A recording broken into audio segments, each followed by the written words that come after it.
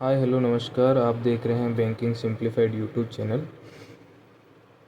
आज हम बात करेंगे अपन को अगर नेफ्ट या आरटीजीएस करना है। आप पहले बात तो ये होते क्या है ना, और कितने तरीके से आप कर सकते हैं, तरीके बताएंगे। और जो आप अगर ब्रांच से नेफ्ट या आरटीजीएस करवाना चाहते हैं तो उसका फॉर्म जो है वो कैसे भरना है वो भी हम इस वीडियो में जानेंगे, है ना। तो सबसे पहले नेफ्ट या आरटीजीएस होते क्या है। एक तरीका है आपके जो मनी ट्रांसफ़र करने का, है ना। और मनी ट्रांसफ़र कैसे, अगर मान लो आपका खाता स्टेट बैंक ऑफ इंडिया में है, आप किसी और दूसरी जो बैंक है उसमें अगर आपको फ़ंड ट्रांसफ़र करना है तो ये तरीका काम आता है नेफ्ट या आरटीजीएस, है ना। जैसे मान लो आपका दूसरे का खाता पीएनबी में है, यूको बैंक में है, बीओबी में है, कोई सी भी बैंक हो, जिस भी बैंक में अगले का खाता हो, तो अपन मान लो इस बैंक से उस बैंक में ट्रांसफ़र करेंगे तो इसको नेफ्ट या आरटीजीएस बोलते हैं। अगर आपको एक बैंक से दूसरी बैंक में पैसे ट्रांसफ़र करना है तो आपको नेफ्ट या आरटीजीएस करना होगा। अब इसको कैसे करते हैं, आप इसको ऑनलाइन भी कर सकते हैं, है ना। आप इसको ऑफलाइन कैसे, आप अपने ब्रांच विजिट करके वैसे भी आप फ़ंड ट्रांसफ़र जो है कर सकते हैं। अगर आपका जो फ़ंड ट्रांसफ़र का अमाउंट है वो 2 लाख से ऊपर है ना, 2 लाख से ऊपर है तो ही आप आरटीजीएस कर सकते हैं। जो नेफ्ट है वो कितने भी अमाउंट का कर सकते हैं ना, कितने भी अमाउंट का जो है आप नेफ्ट कर सकते हैं। अब दोनों में फ़र्क क्या है, एक फुल फॉर्म में बता देता हूँ। एनईएफटी की फुल फॉर्म होती है नेशनल इलेक्ट्रॉनिक फ़ंड ट्रांसफ़र, और जो आरटीजीएस है उसकी फुल फॉर्म होती है रियल टाइम ग्रोस सेटलमेंट। दोनों में फ़र्क है बस स्पीड का। जैसे ही आपने नेफ्ट करा तो नेफ्ट क्या है, वो आवरली बेसिस पे, है ना, जो इनका जो है सेटलमेंट होता है। तो जैसे आपने मान लो अभी नेफ्ट करवाया है तो आपको 3 से 4 घंटे जो है लग सकते हैं दूसरे के खाते में पैसे ट्रांसफ़र होने में। रियल टाइम ग्रोस सेटलमेंट का मतलब है इसमें कोई डिले नहीं होता, हाथों हाथ हो जाता है। मैक्स टू मैक्स आप मान के चलो तो 20 मिनट का समय मान सकते हैं, है ना। तो ये है, आप 2 लाख से कम के अमाउंट का 2 लाख से कम के अमाउंट का आप आरटीजीएस जो है आप नहीं कर सकते। आपको आरटीजीएस करने के लिए 2 लाख से ऊपर का अमाउंट का होना चाहिए। दोनों में चार्जेस भी फ़र्क है। आप नेफ्ट के, अगर आप नेफ्ट करना चाहते हो तो इसमें अलग चार्जेस हैं, आरटीजीएस के चार्जेस थोड़े ज़्यादा हैं, है ना। अगर आप मान लो 10 लाख रुपए का आप नेफ्ट भी करते हो तो कोई दिक्कत नहीं है, आपको चार्ज कम देना पड़ेगा और 2-4 घंटे में वो ट्रांसफ़र हो जाएगा। वो आपकी पर्सनल जो है चॉइस पे है। दोनों का जो फॉर्म होता है बैंक के अंदर, वो दोनों का फॉर्म सेम ही होता है ना। आप नेफ्ट करना चाहते हैं या आरटीजीएस करके उस पर आप सिलेक्ट कर सकते हैं आपको क्या करना है, और उसके हिसाब से आप चार्जेस भर सकते हैं। और जो चार्जेस होते हैं वो हर बैंक के जो है वो अलग अलग होते हैं, है ना। आप ऑनलाइन कैसे आरटीजीएस या नेफ्ट करना होता है वो आप नेट बैंकिंग के थ्रू करते हैं। नेट बैंकिंग के अंदर आप बेनिफिशियरी ऐड करेंगे सबसे पहले। बेनिफिशियरी अब हर बैंक में अलग अलग होता है, कोई 30 मिनट में एक्टिव हो जाता है, कई बैंकों में आपको 3 से 4 घंटे लगते हैं, कई बैंकों में हो सकता है 24 घंटे भी आपको उसको एक्टिव करने में लगे, है ना। तो पहले बेनिफिशियरी उसमें ऐड होना चाहिए और फिर उसके बाद में आप उसको फ़ंड ट्रांसफ़र कर सकते हैं। आप ऑफलाइन भी कर सकते हैं, बैंक में जाएंगे, आप अपना चेक लेके जाएंगे, अपने अकाउंट का जो है आपके पास चेक होना चाहिए, और वहाँ आपको एक स्लिप मिलेगी या फॉर्म मिलेगा, आप जो भी कह दो नेफ्ट या आरटीजीएस का, वो उसके साथ में फॉर्म भर के दे देना है। अब भरना कैसे है वो हम जो है अब जानते हैं। अब जैसे ऐसा होता है आपका नेफ्ट या आरटीजीएस का फॉर्म, है ना, आप इसको एक बार देख लीजिए। पीछे भी इसमें कुछ ना कुछ टर्म्स एंड कंडीशंस लिखी होती है, ओके। और ये इसका फ्रंट व्यू है, ये इसकी काउंटर स्लिप है, और ये फॉर्म आपको भरना होता है। तो कैसे भर दें, देखो, जैसे मान लो आज की डेट जैसे 23 तारीख है ना, तो 23/3/2025 यहाँ पे आपने लिख दिया। ब्रांच कोड, जैसे आपका खाता जिस ब्रांच में है ना उसका ब्रांच कोड लिख देना है, जैसे 423 जो भी आपकी ब्रांच का कोड है वो आप कोड लिख देना। आपको नेफ्ट करना है या आरटीजीएस करना है वो उनमें दोनों में से कोई एक अमाउंट टिक कर देना। अगर आप आरटीजीएस करते हैं तो अमाउंट आपको याद रखना है 2 लाख से ऊपर का ही, 2 लाख या 2 लाख से ऊपर, है ना। आप 2 लाख का भी आरटीजीएस कर सकते हैं। ब्रांच, जिस ब्रांच का आपने कोड लिखा है उसका नाम भी लिख दीजिए, है ना। कोई सी भी ब्रांच हो, जयपुर, जोधपुर, सिटी की ब्रांच हो, जो भी ब्रांच हो ना। कितने रुपए का करना है, मान लो अपने को 3 लाख रुपए करना है, तो 3, 1, 2, 3, 4, 5 ये आप लिखोगे, किसमें, अंकों में लिखोगे, है ना, डिजिट्स में लिखोगे 3 लाख, और इसमें लिखोगे 3 lakhs ओनली, है ना, यहाँ शब्दों में लिखोगे।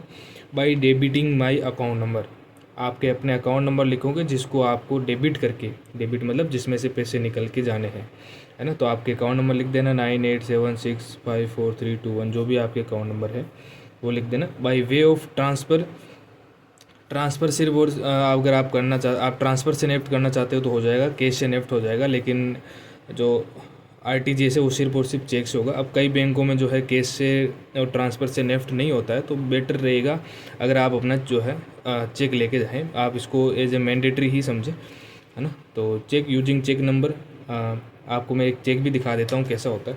अब जैसे ये मान लो आपके पास चेक है, तो ये जो आपके अकाउंट नंबर यहाँ पे लिखे रहेंगे वो अकाउंट नंबर आपको यहाँ लिखने होंगे, है ना। जो भी अकाउंट नंबर यहाँ पे है, आपको चेक नंबर ये होते हैं आपके चेक नंबर, तो आप इसमें सिंपली डाल देंगे 081597।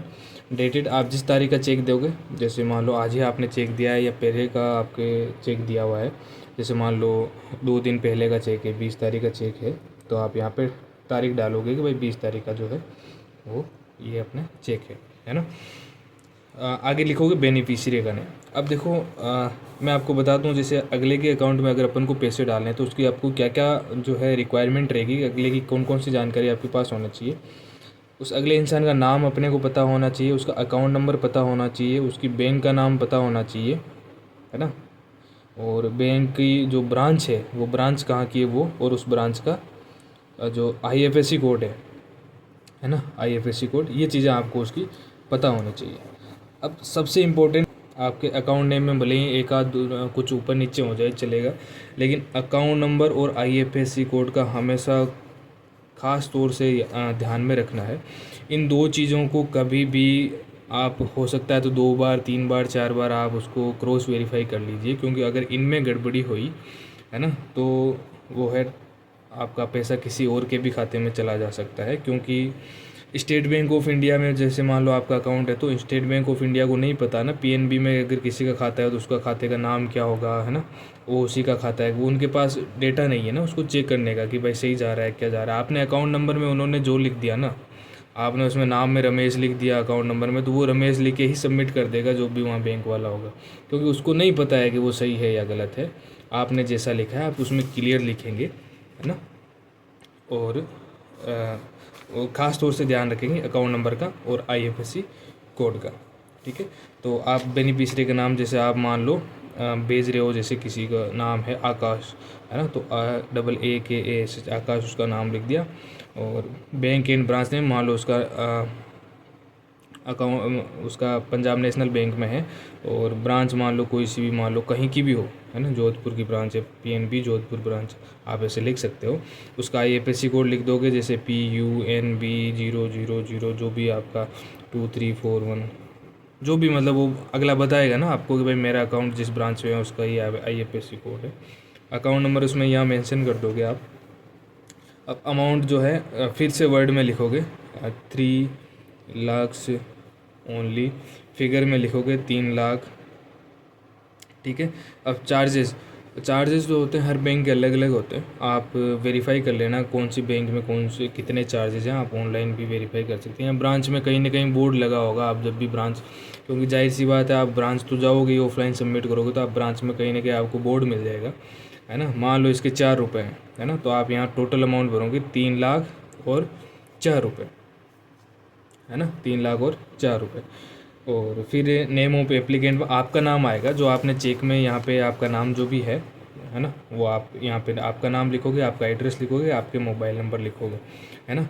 और ये साइन भी वही करेगा जिसका यह चेक है, जिसका चेक है वही RTGS के यहाँ पे साइन करेगा, और वही साइन जो है पीछे टर्म्स एंड कंडीशन पे जो है साइन करेगा।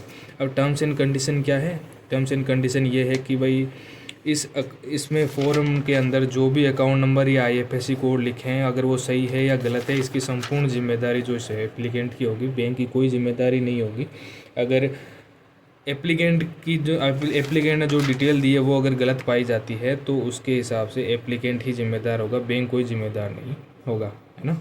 और ये काउंटर स्लिप है, ये आप बस जो इसमें डिटेल मांग रही है वही इसमें डिटेल भरनी है, ज़्यादा इसमें कुछ है नहीं, वही सारी डिटेल्स आपको इसके अंदर भरनी है। ये आपको फाड़ के वापस दे देंगे UTR नंबर लिख के, है ना। और ये जो है वो बैंक वाले जो है अपने पास में रख लेंगे। अब चेक कैसे भरना है, चेक आप भरोगे 3 लाख और 4 रुपये का, है ना, 3 लाख और ₹4 का चेक भरोगे, शब्दों में भी पूरा लिखोगे, है ना, 3 लाख और ₹4, मान लो हिंदी में भी लिख रहे हो या इंग्लिश में भी लिख रहे हो, इंग्लिश में लिख रहे हो तो 3 लाख एंड 4 रुपीज़ ओनली, और यहाँ पे लिखोगे फॉर RTGS, आप इसको मेंशन करोगे फॉर RTGS, है ना, RTGS के लिए ये है, और ये वाला जो है इसके साथ फॉर्म जो है आपको अटैच कर देना है, ठीक है। तो इतना ही था बस, आसान है, ब्रांच जाना है आपको, ये स्लिप वहाँ से ब्रांच से मिल जाएगी आपको बस अपना चेक लेके जाना है, आप इस पर साइन करोगे, ये चेक नंबर होते हैं, और अगले का जो अकाउंट नंबर हो या IFSC कोड है वो हमेशा आप ध्यान में रखना, 2 या 3 बार आप क्रॉस वेरीफाई कर लेंगे सब कुछ आपने सही भरा है या नहीं भरा है, ठीक है। तो बस इतना ही था, मिलते हैं नेक्स्ट वीडियो में, थैंक यू सो मच।